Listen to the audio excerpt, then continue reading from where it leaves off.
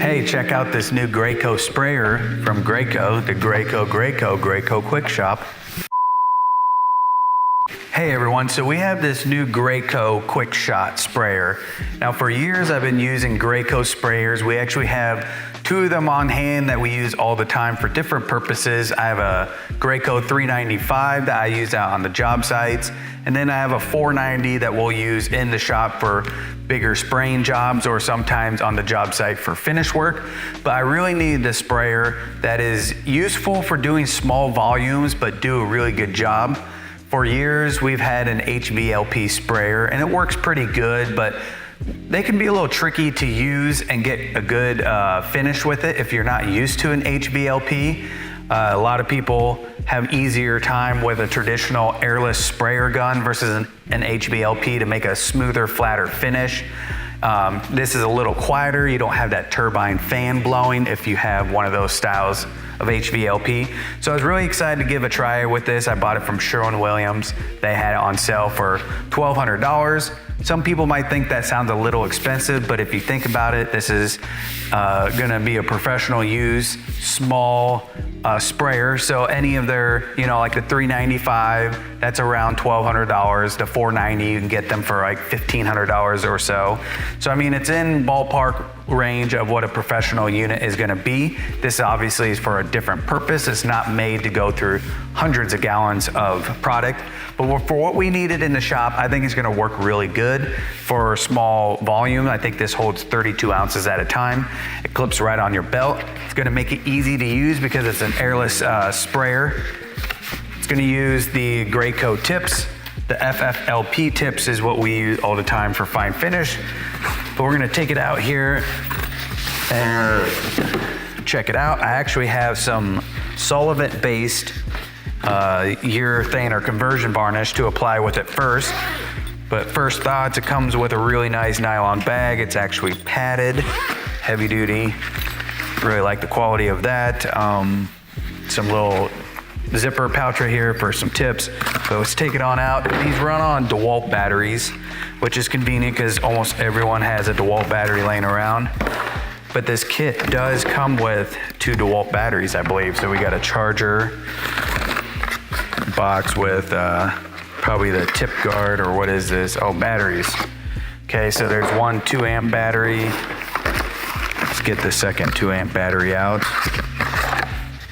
So two 2 amp batteries right there.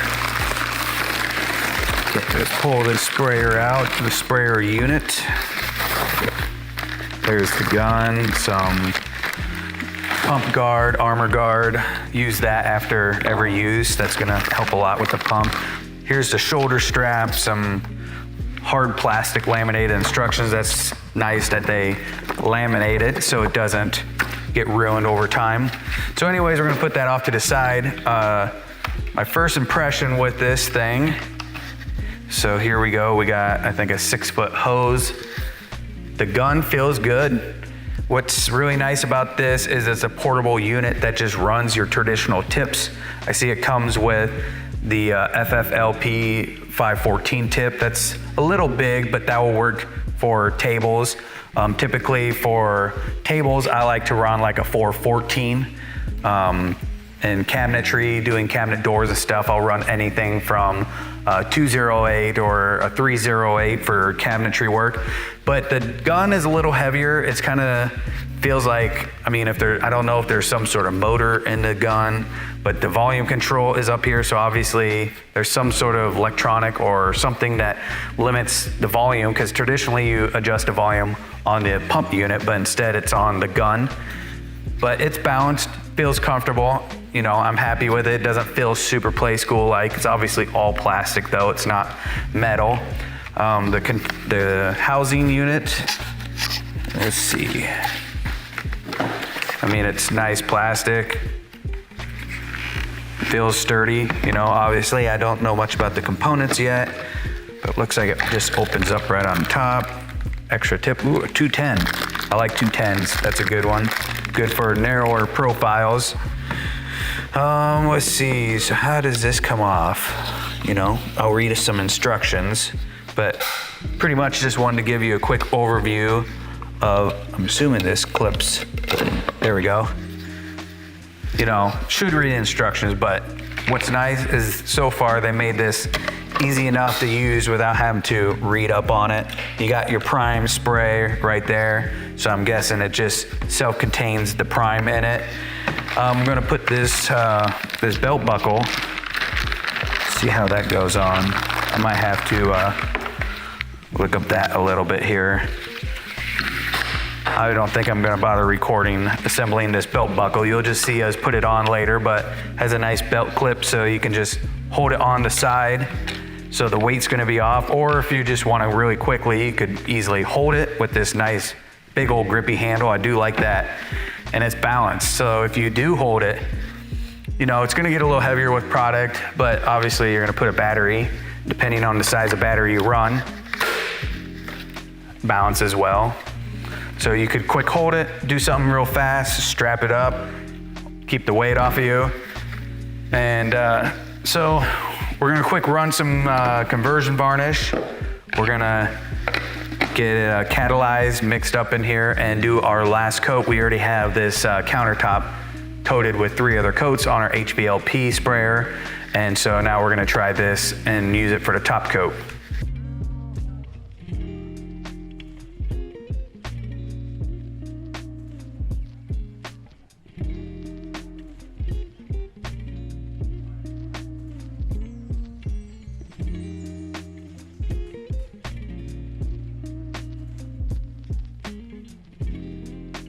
All right, so I have this loaded up with Sherwood conversion varnish, and it's a little bigger than I want to, a 514 tip, but that's what we have, because otherwise I think it was like a 208 it came with. That's too narrow.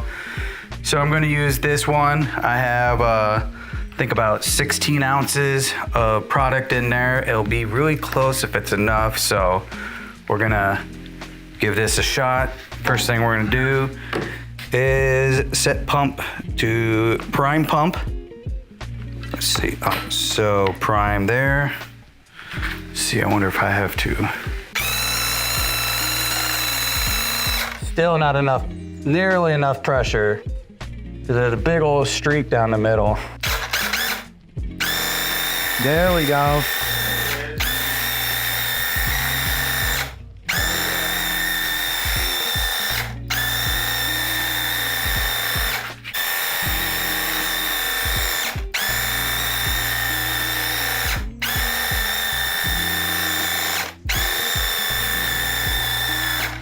I don't know on the lighter numbers what product you would be using, because I have it cranked up to number 9, and a smaller tip would have been better. Put out a 514 puts out a lot of product.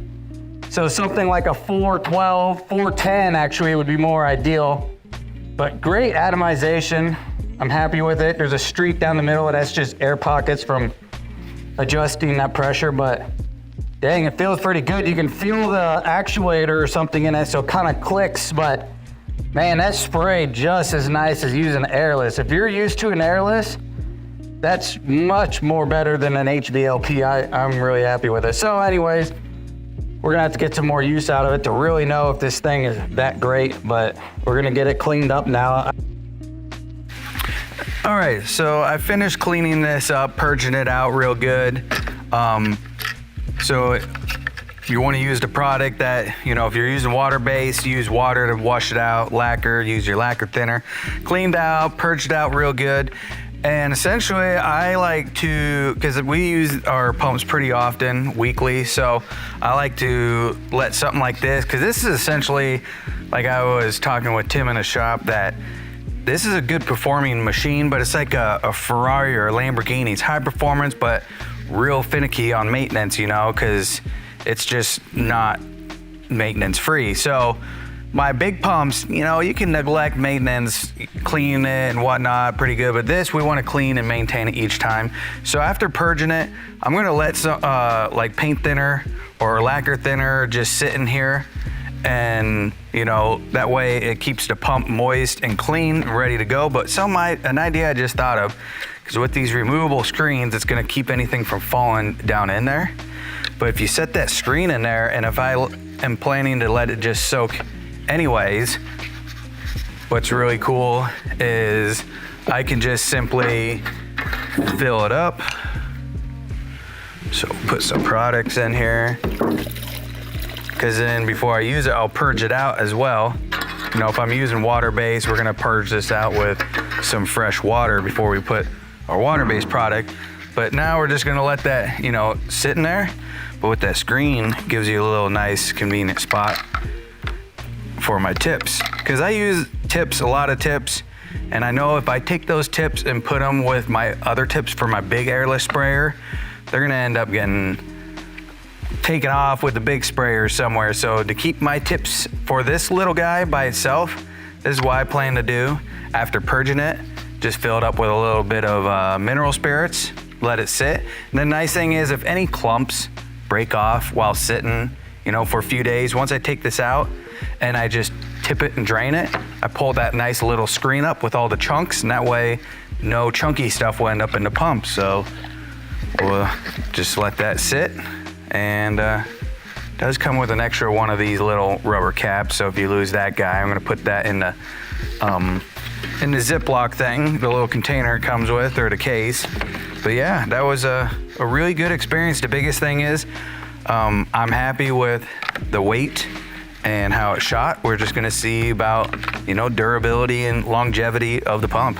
My opinion on this sprayer, is it worth the $1,400? You know, it depends what purpose you're gonna use it for. For me, it's definitely gonna be worth it, especially since I got it on sale for $1,200 at Sherwin-Williams. And it's a great little machine. It's not meant to be a workhorse, so any professional sprayer applicator person should have multiple pumps. You know, like I said, I have 2 other pumps, a 395 and a 490, so I got some bigger pumps for your outdoor work, your production lacquering. But for this little guy, when you just need to do a little thing here and there, like a table, a couple cabinet doors, this is gonna be great.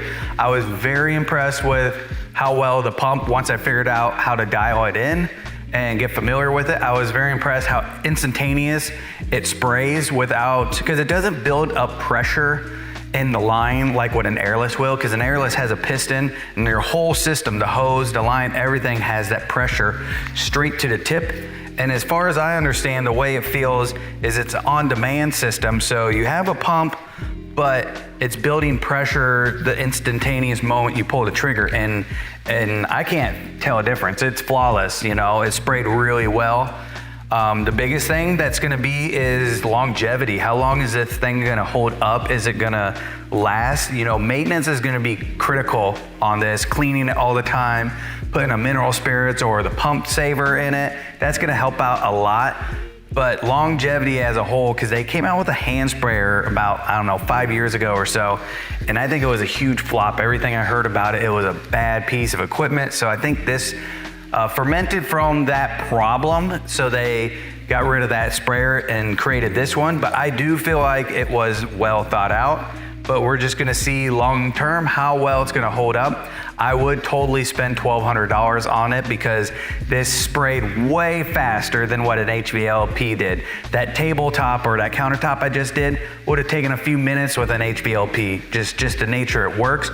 But this has the speed of an airless sprayer, the ease of cleaning it. I mean, it takes a little bit of product, so if you need to do small batches, very well satisfied with this machine. So if you are thinking about possibly purchasing this, yes, it's gonna be a great machine. Are you planning on purchasing it as your standalone piece of equipment for your whole project or your whole business?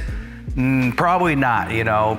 Invest in something a little bit bigger. But if you are already a contractor with pumps on hand and you need a small, convenient, portable piece of equipment that will give you the performance that your big airlesses are gonna do, I believe this thing is well worth every dollar. So thank you very much, everyone, checking out this video. And if you have any questions, feel free to comment below, and best of luck.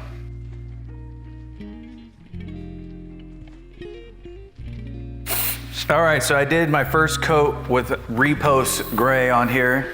The biggest problem, I didn't do a good job cleaning it out before. There's still some chunks in the line. So I had a few splatters on my first coat.